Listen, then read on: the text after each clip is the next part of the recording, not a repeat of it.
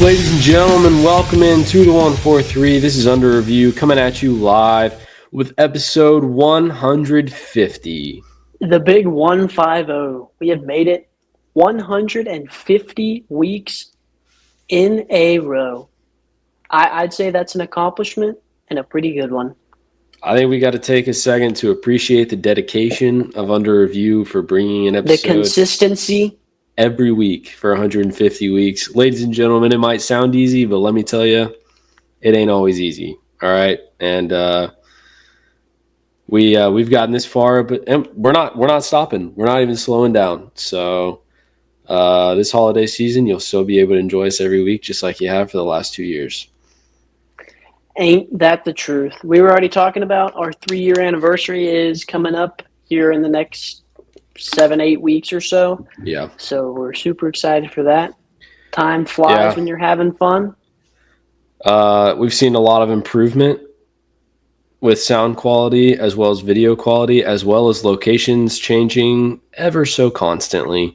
But the show itself never changes. The show must go on. The co-hosts never change either. Yeah.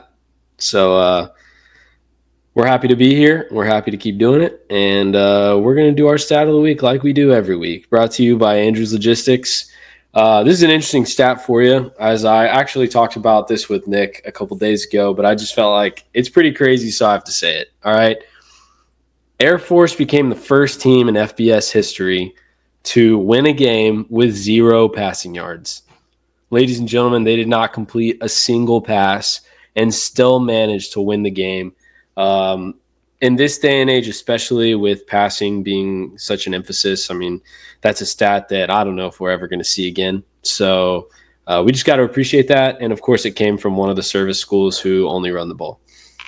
I mean, thank you for your service. You know, that's American right there. That's the football I like to see. Hardcore running. When I see Air Force, Army, Navy, you know, that's what I expect to see. And Pound the rock. Absolutely. Some wing T action.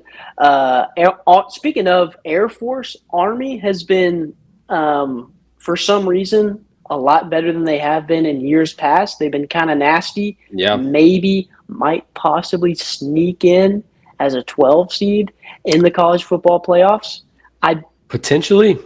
Maybe. I don't know if that's still a possibility because I know they lost this past weekend to Notre Dame. Yeah, it hurt them. That would be elite to see the United States Army in the college football playoffs. They would need Boise State to lose, I think, or something like that. It's a far chance, but you know what? Nobody thought it would even be a possibility. So congrats to Army for even making it a possibility. Well, your player of the week, don't really like to make it this person, but it was just hard not to with the week he had. Saquon Barkley. 2 rushing touchdowns, 47 receiving yards, and 255 rushing yards. He had himself a day. They absolutely tore up the Rams defense on Sunday.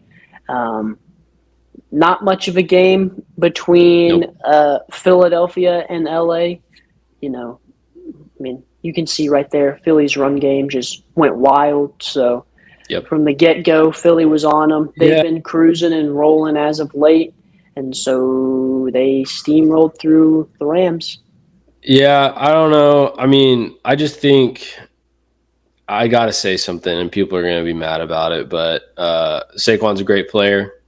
All these running backs, great athletes. A running back is nothing, as we've seen in the league, without a great O-line. Saquon tweeted out after the game, giving credit to him, but you got to give a lot of credit to the O-line as well.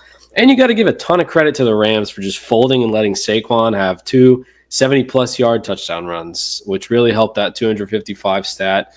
But all in all, you got to give it to the Giants for handing their division rival, their best player, for nothing. They didn't even trade him. So the real loser here is the New York Giants, as usual. But who Saquon also the Rams up. Let Daniel Jones go. That was another big story. He was demoted from the starting QB to the QB 4. Yeah, that's what I thought. 4, as Tommy DeVito made his start on Sunday. And then shortly after that, they let him go. And so that was a big offseason move, was because they were caught between two players where they had to make the choice on who they were going to give the big contract to. And they chose Daniel Jones, and they let Saquon go, and they are looking like the biggest fools ever. They're the laughing stock of the league right now, which is saying a lot because the Cowboys are trying to be the number one laughing stock. But the Giants this year have taken that banner.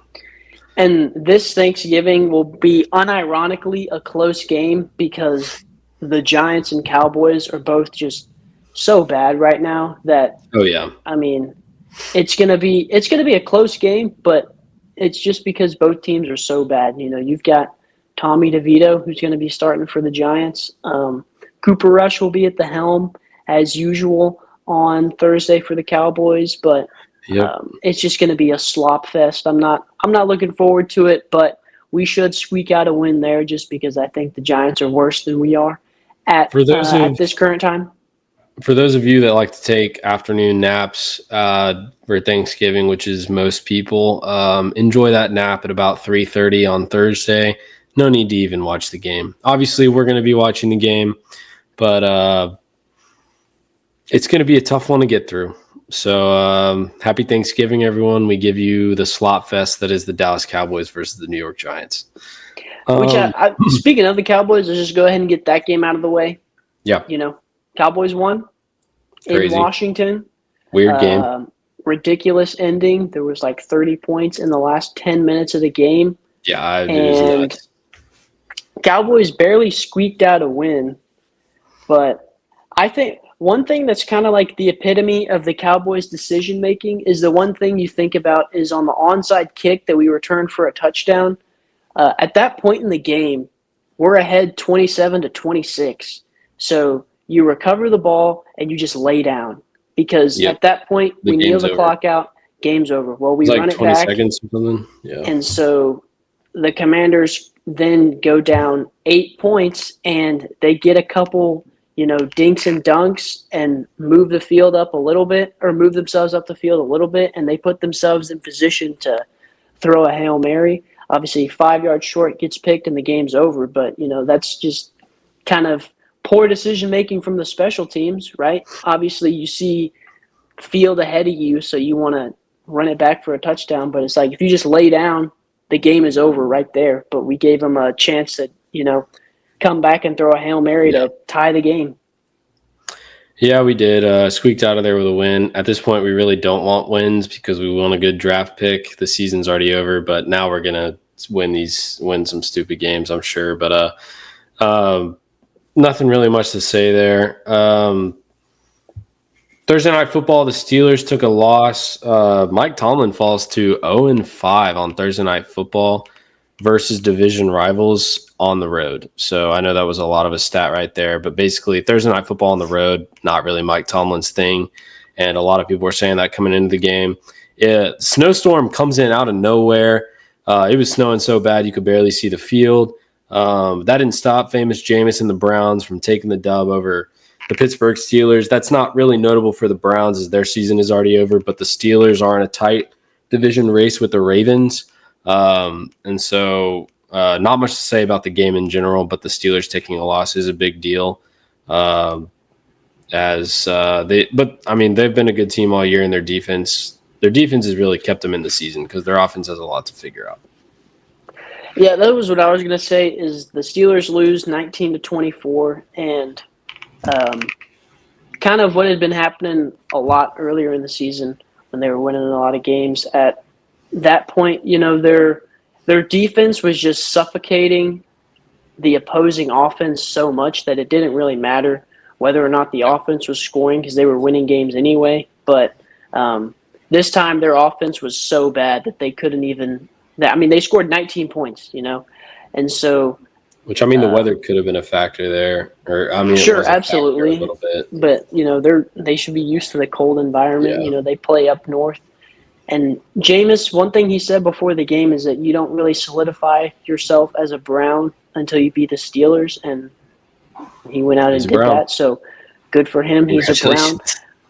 I mean, love to see Jameis being successful. I mean, we talk about him here and there on the podcast, and I feel like everyone He's our kind of guy. knows that we're Jameis Winston fans, just because he is a plethora of just little nuggets, little quotes. Yeah. He's just so funny. Every time you put the mic in his face, it's hilarious, and it's not like he's saying dumb stuff. It's just everything he says is funny. You know, he's just a character. Funny, and it's funny yet wise. It is in a ironic way. What he says is kind of philosophical in a way if you just break it down a little bit. So, you know, we'll love to see some Jameis action. Love to see him getting those wins. He's kind of gotten better, I think, as a quarterback because he had that ridiculous rookie season with Tampa Bay and then went to the Saints and was not very good, but then he had some good games with the Browns. And so I'm thinking maybe Jameis is looking up. You know, you never know. Obviously, maybe he's a Cowboy. That was one game, but I mean, I think every game he's started for the Browns so far, he's had a decent game. I mean, there hasn't been he hasn't had an awful game yet. So, good for Jameis. Moving on. Chiefs squeak out of Carolina with a win. Some late game heroics from Patrick Mahomes to put him in field goal range and win at the end of the game with a field goal. Got to give props to Bryce Young. I think this was his best game of his career so far. He just looked a lot better, looked poised, looked like he could play the quarterback position in the NFL. And I think Carolina fans, whatever few of them there are out there, can take a little bit of a breath just because it was looking like he might have been a bust, but he does look like he's getting better. Sometimes QBs just need time to develop.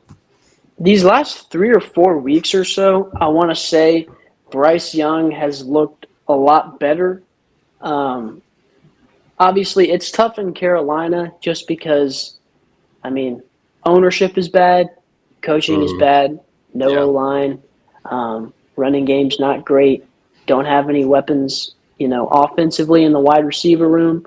Yeah. And so, and the defense is bad as well. So there's not a lot of things you can look to, but I do think Bryce Young is starting to play like the franchise quarterback he's supposed to be. And I think they might finally, if he continues to play like this, I think they're finally at the point where they can start, you know, building around him. But it's tough to see the light at the end of the tunnel because they have so many other things to work out that it doesn't really matter what Bryce Young is doing just because they have nobody else who can help him. Yeah, that's true. Obviously, the Chiefs go to 10-1. They're looking like a sloppy 10-1 right now, but they're kind of like the Pats used to be, where they'll find a way to win.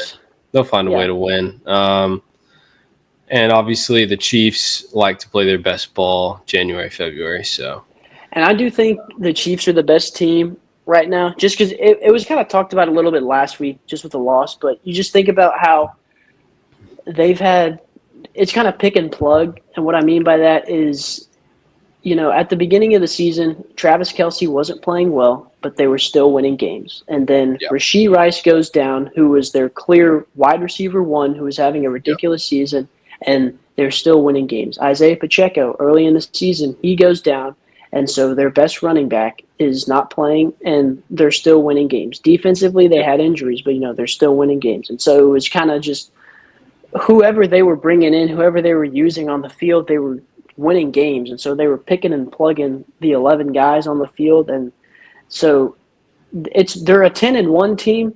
Like Joseph said, it's a sloppy 10-1, but they just keep finding ways to win. And so I think that's why, as of right now, they're obviously the best team in the league. Yeah. A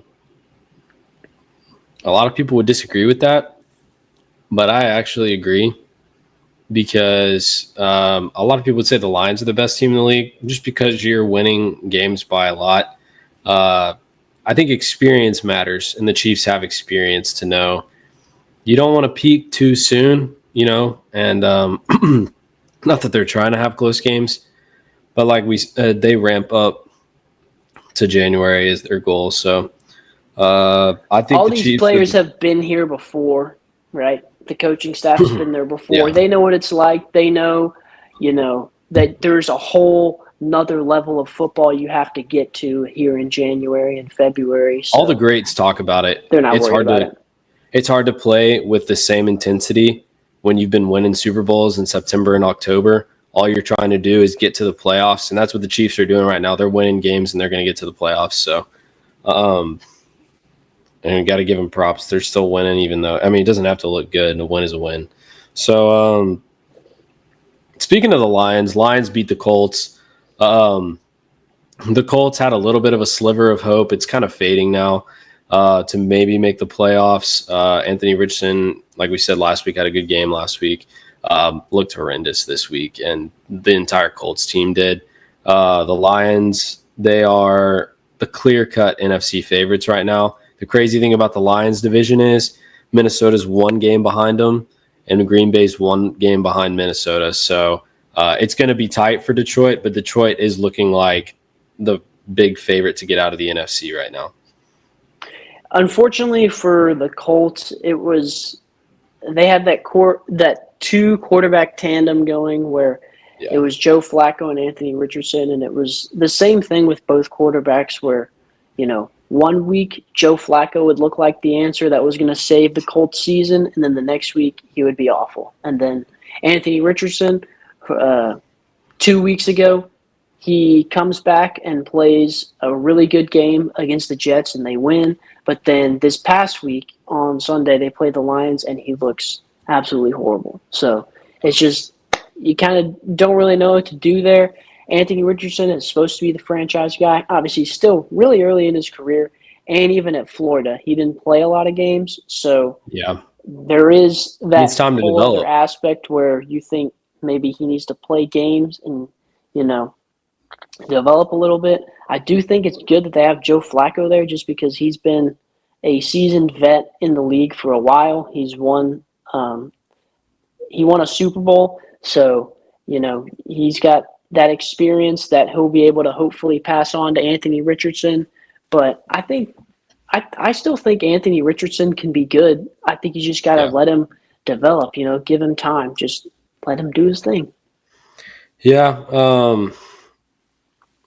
I think he needs to play more games as well. And I'm sure, they're pretty much out of it this season, but they need to let him finish the season as the quarterback, give him some confidence, get him some reps, and then he'll come back next season, hopefully ready to go. Another NFC North battle, Vikings-Bears. Vikings barely sneak out of there with a win in overtime. The Bears take yet another loss in a season that they were hoping would be the turnaround, but unfortunately it's looking like they are the same old Bears. They had some late fourth quarter heroics, scored a touchdown, got the onside kick, kicked a field goal to tie the game to send it to overtime.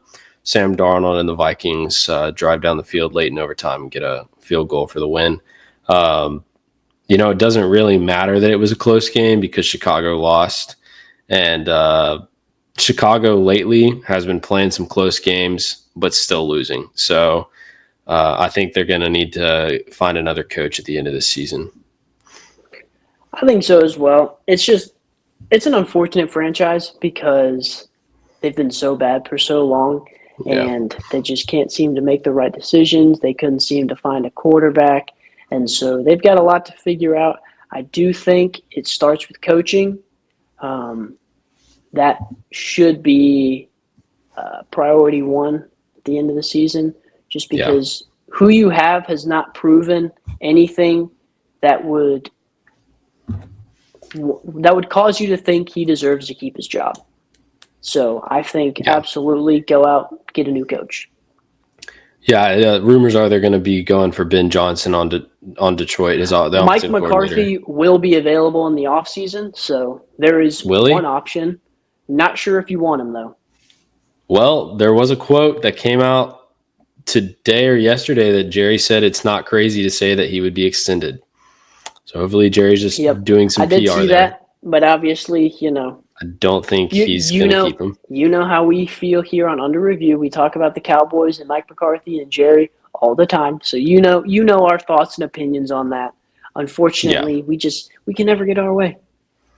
Nope. NFC West battle for first. Seahawks beat the Cardinals in an awful sloppy game between the two. very boring game. Cardinals had no business being first in the NFC West. The Seahawks take it by like a game right now. The NFC West is not looking great. Every team has a lot of questions that need answering. We don't need to talk much about the 49ers. They're playing a backup quarterback, get blown out by the Packers. But the Niners were supposed to be the team to make it back to the Super Bowl this year. They've been dealing with a lot of injuries. So you've got Rams, who played an awful game against Philly. The Niners, who have so many questions right now. Cardinals, who nobody thought were going to win at least 6 games, but they already have. And the Seahawks, who take first. It's just I don't think any of these teams look great right now. They've got a lot to figure out. Well, it's becoming what the NFC South has notoriously been in years past, because you have the Seahawks at 6-5, the Cardinals at 6-5, and then the Rams and 49ers were both at 5-6. So it is unironically it's a close race for the division, but all those teams look so bad that it's bound to change here in the next couple weeks with, who's atop and above who. But the Seahawks have it right now. I always was waiting for the 49ers to make that, mid to late season surge and start winning games like they should have. But I'm just not sure if that's going to happen anymore. Obviously, losing a quarterback is tough just because he was the guy that meshed everything together. And even before then, like Joseph said, Kittle was injured, Debo was injured, McCaffrey was injured, and they had a billion other injuries on top of that. And so I just don't think it's the 49ers' year, unfortunately. They're going to have to wait it out and just, chalk it up to next season. Next year. Yep. Last game, Monday Night Football game, the Har Bowl, as they're calling it. Jim and John Harbaugh, the head coaches, face each other, and John is 3-0 against his brother in his career as the Ravens get the win 30-23 against the Chargers. But the Chargers are looking good this year. They had a down game against the Ravens, but as y'all know, I can't stand the Ravens. I can't stand Lamar Jackson. So now they get to – it's kind of like the Eagles. Now they'll hide behind Derrick Henry and say he's good, that he deserves another MVP. Whatever, he's playing some good football. He can have another MVP if he wants it, but we all know they're going to get to the playoffs and choke. That's what they do every year. And so y'all can forget about that every year and be just in awe of the Ravens playing football. But I remember how it actually is in the playoffs. And the Ravens did come in. They were prepared, and they ran the ball down the Chargers' throats. And the Chargers didn't really have an answer, and they couldn't really get anything going offensively either. Losing J.K. Dobbins, I think, like halfway through the game didn't help either. Yeah, obviously, Chargers playing a way better version of football this season than we've seen in years past, which I'm personally a fan of, just because I've always liked Justin Herbert since he came into the league. Just love Jim Harbaugh.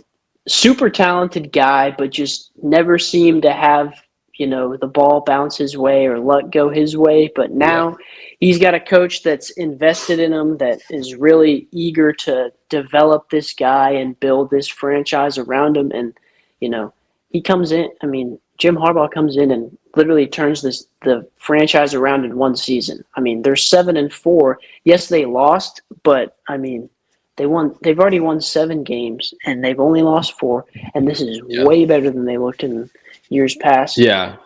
Possibly. I mean, they're going to make the playoffs, and they have a good shot at a wild card spot for sure. I mean, they might do some damage there, but it's tough to be in the Chiefs division because that normally means you're not going to win your division. But I think they have the first wild card spot. I could be wrong right now. I believe so. Oh, you know what? Actually, the Ravens have the first wild card spot. Chargers have the second one. Okay. Yeah, you're right. But anyways, to talk on the Ravens too is they are very Cowboys-y. And what I mean by that is during the regular season, yes. Aside from this season, they have been the Cowboys of the last 3 years when we had those 3 12-5 seasons where they look really good in the regular season, and then come playoff time, nowhere to be found. So, yeah, I mean, and until that happens, no matter how many MVPs Lamar Jackson wins, I mean, he's not going to get low credit. La credit. That's right. The credit It's just at one point is what I said. Do you kind of treat them like the Cowboys, where it's like we They know? won't. Obviously, I say that knowing the answer to that question, which is never. Never. But they do have some Cowboys tendencies. I mean, you can't say that we're wrong there, because you can look it up. They've choked notoriously in years past, and especially last year was at its worst, because that was Lamar Jackson's MVP season, and they made it to the AFC Championship and lost to the Chiefs on the big stage in Baltimore. Yeah, I mean, it's them and the Bills, and every year the Cowboys get just absolutely demolished for not winning a Super Bowl, but we don't hold these other teams that have the same standard to that either. And Lamar Jackson's kind of like Aaron Rodgers was, where you can win an MVP every year, but you're not winning the Super Bowl. And obviously Aaron Rodgers hid behind the 2012 Super Bowl that was over a decade ago, and he's still hiding behind it. But Lamar doesn't have any Super Bowls to show for it. And he knows, I'm sure he hears it. Like, you got to go win one.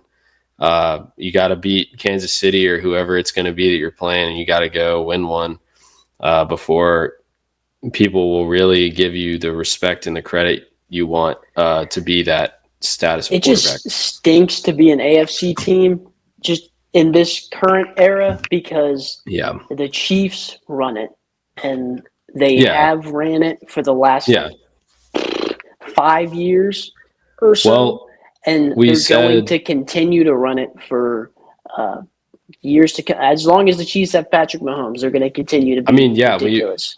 It's like we've said. I mean, they're a dynasty. They've established themselves as a dynasty with 3 wins in 5 years. And that the whole thing about a dynasty is it's hard to win when there's a dynasty going on. So everybody kind of deal with it with Brady and the Pats, and they're dealing with it right now. It's shaping up to be a pretty good offseason, as it normally is, though. I think we're going to see a lot of these matchups people are hoping to see again. I think we'll see Ravens Chiefs again in the postseason, though. I think we should. Obviously, we said I just literally said it, where it's tough to win because you have the Chiefs, but Bills are looking like they should be good. Yeah. Who knows if they actually are? Ravens are looking like they should be good. Who knows if they actually are? Chiefs look like the Chiefs, and so we just know one team has come through, and so we can say that the Chiefs have a real shot because the Chiefs do it every year. Because all these teams are looking the exact same as they always do, right? At this point in the regular season, we're seeing the same thing we always see. So we're just, that we're letting tell you how it is here in under years review. past dictate what we're going to say about the future. I'm not about to get caught up in the moment, okay? That's not what we do here at Under Review. That's just not. All right, 150 episodes. We've always brought you the truth. I'm bringing it to you again. Nothing but truth. So here's to end our shows on Under Review. I've brought you a quote from the Jameis Winston, and he said, "Losing, I believe. Losing is too easy, and I hate easy stuff." And that's the truth. That's the truth. Think on that for a while. Chew on it. It'll make sense as you hear it again and again. Mm-hmm. Chew on it, swallow it, digest it, think about it for the rest of the week. Exactly. We appreciate Jameis, and we appreciate you as our listeners for sticking with us for 150 episodes. And we will see you next week with 151 on Under Review.